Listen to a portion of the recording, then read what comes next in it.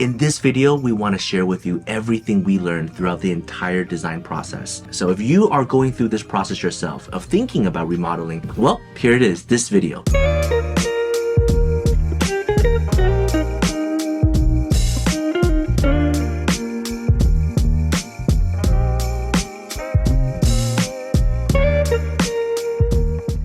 Just to start out, Tiffany, what would be some of the key advice before we kind of jump into the whole, to talk about what happened? Get clear on your vision. The more time that you spend just brainstorming, working on your mood board, the less time later on that you will spend, trying to figure out how to piece together something that's cohesive.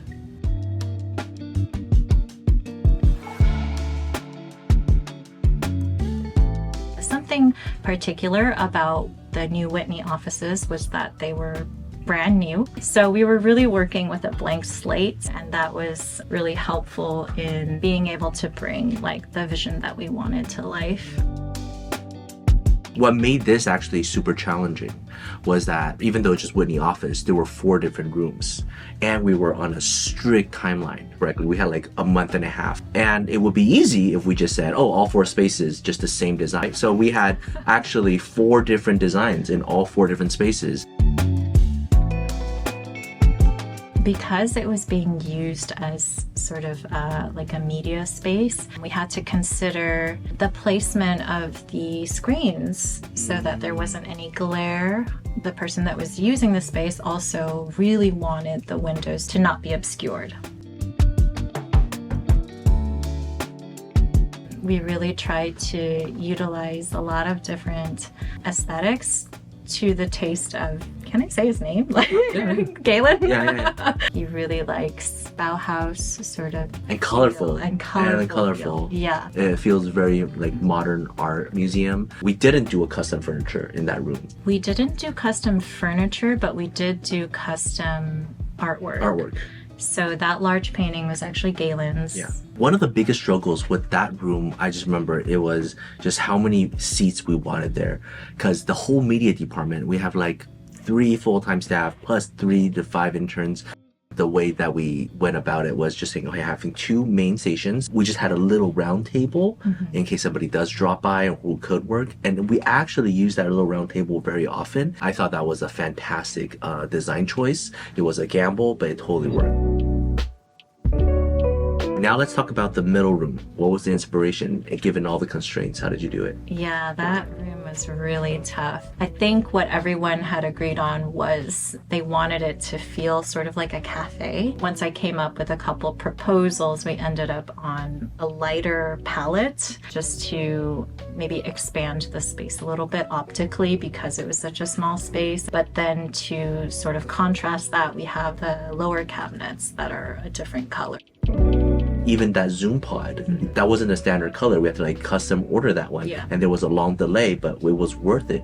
So within a small space, choosing the right color, spending the money on the custom furniture goes a long way. But the layout itself is also, a piece of art. The way you chose to use that long divider. You made one small room into a hallway and a smaller room, but somehow it made it feel bigger with more storage. That's like magic.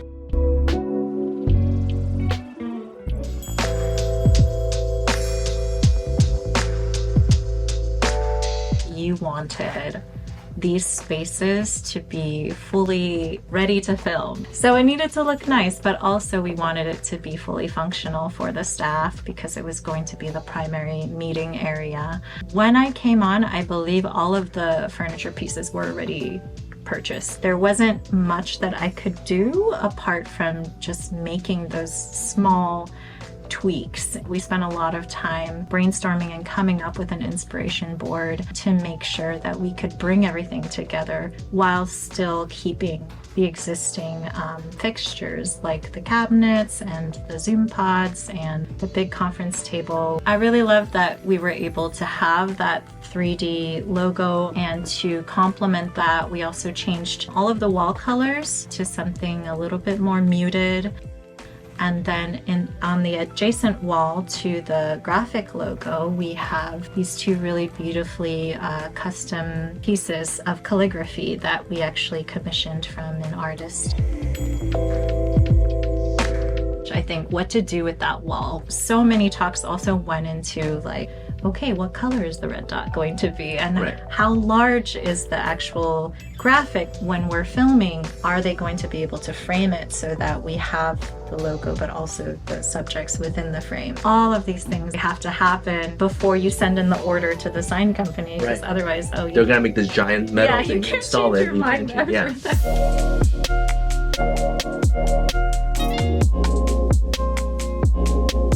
So you said the main office was one of the most challenging spaces when you're doing it. We've already spent the years there. We've previously already spent so much money designing it.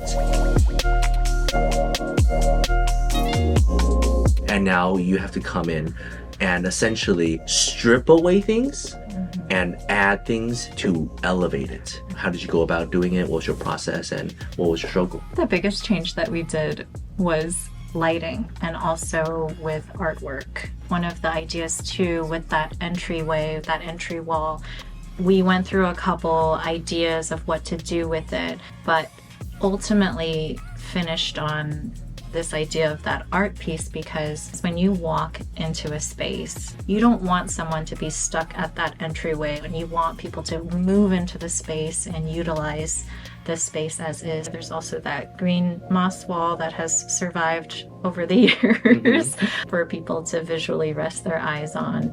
And that brings me into talking about how we actually moved the original logo, the name of the firm, we moved it from that white wall to the green moss wall.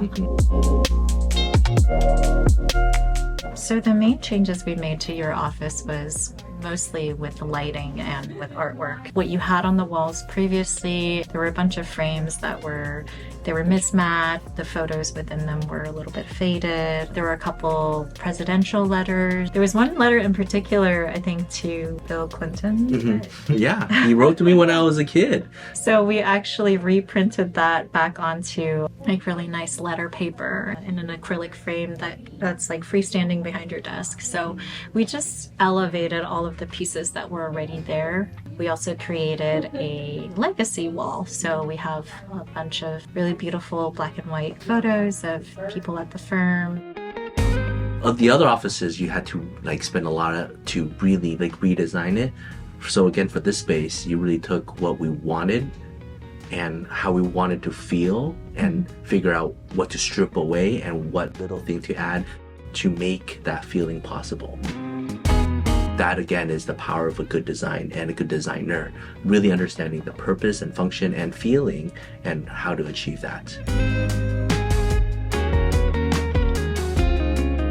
205, 207, I mean, nightmare would be underselling it, I think. Wow. We were starting the project during a super busy time in the firm, and so there were a lot of moving parts, like figuring out people's work schedules so that we can clear out the space and do all that we wanted to do with it. And also the number of spaces, 4 spaces in total. Middle storage room. When I call it a storage room, it really was a storage room. It was like the closet that you don't want to open at home because that's just like the miscellaneous stuff. That's where I do my hair. There was a mirror there. Oh yeah. It's an all-purpose room. Exactly. It was an all-purpose catch-all room. And then Margaret's office in 205, she wanted it to be very feminine, florals. She really likes, pinks and golds. And then moving on to the next office in 205, Alex's space, he wanted something completely opposite to Margaret, like very masculine with a lot of like rustic woods and like concrete stone. So yeah, a lot of different styles within one ostensibly cohesive space. And you had a few months to do it and everybody was working there at the same time. Yeah, that's hard. But walk me through how you tackled it, because this arguably turned out to be one of the best. The order of contractors is junk removal, electrical, paint application, and then that needs to dry for at least a week. Purchases, the big purchases first, and then lighting purchases. After all of that, doing installation. I wanted to utilize that large wall, but because the way that the desks were placed, it didn't make a lot of sense to hang wall art on there. We also had pendant lights coming down over the desks. So I thought that creating that accent wall piece, it started to look like cloud, visually expands the space. And then with the bookshelves on the other side, we really wanted to declutter and, you know, still have a couple books here and there, but have it be more open. And so once I figured out with that custom wall what that was going to look like, I chose very specific art pieces to go adjacent to it. If you think about all of the spaces that I designed, in each space there's like a hint of another space. So in 202-204 there's the Chinese calligraphy, which is done by the same artist that did the 3D calligraphy in the main office, and then that artist with the textured paint did this painting in 207. So everything just sort of comes together, but not in a very obvious way. So one of the main complaints of the staff working in this space was that there wasn't a lot of desk space to work with. And so what we did to accommodate that was we included an extra drawer. So we installed a drawer underneath the standing desk. We also took away the monitor stands, and so that freed up the space that would otherwise be occupied. We did monitor arms, so the arms clamp to the desk and you have all that space. The middle office, I thought the genius there was you moved the server out and you made it almost a dedicated kitchen, and that functionality changed, like really focusing on one single function and making it really, really good, really fulfill that calling and the mission of making that space enjoyable. A lot of the furniture was custom. So I think one of the patterns is when you have a small space and you really need a lot from that space, that's where you spend the money on the custom furniture, because it's a lot more expensive, but it's so good. Before, when I walked into the space for our walkthrough, I was overwhelmed and I wanted to get out of there. But now, like, I think it's probably the people here, I think they would say that it's their favorite. So I had a lot of feedback for this particular design because the staff member is my husband. He likes structure and he likes routine and he likes his space clean and neat. So we wanted to create a space that had a lot of structure, that had a lot of like clean lines. And we have like some really beautiful LED shelving, which also gives it like ambiance. And then on the other side, we have massive like storage units, but it has a cool like concrete stone effect on the door. So it's not only functional, but it's also like beautiful to look at. This room was tricky because there were a lot of elements that needed to stay. Something that I really wanted to highlight in this room was the natural light. We have those two like big beautiful windows that bring in the light. Previously, it was painted similar to the rest of the offices, and then the shades were also like a dark gray. And so what we did was we switched out those shades they were white shades now. I wanted to create that feminine feel without it being too overbearing. Like I didn't want it to look like a little girl's room or like a nursery or something. What I did was I chose a color that was more of like a muted mauve. I chose like a vinyl design, a floral design to go over that paint. I created this really beautiful accent wall that when you walk in, that's the first thing you see, along with those bright windows to really lift up the space.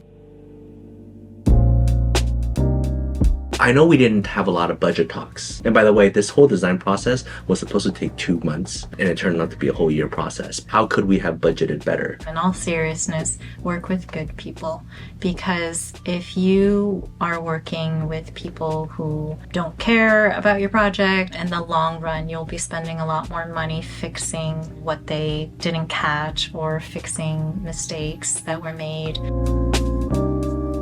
So, Joseph, we've been filming for 2 hours. What final advice would you give our audience?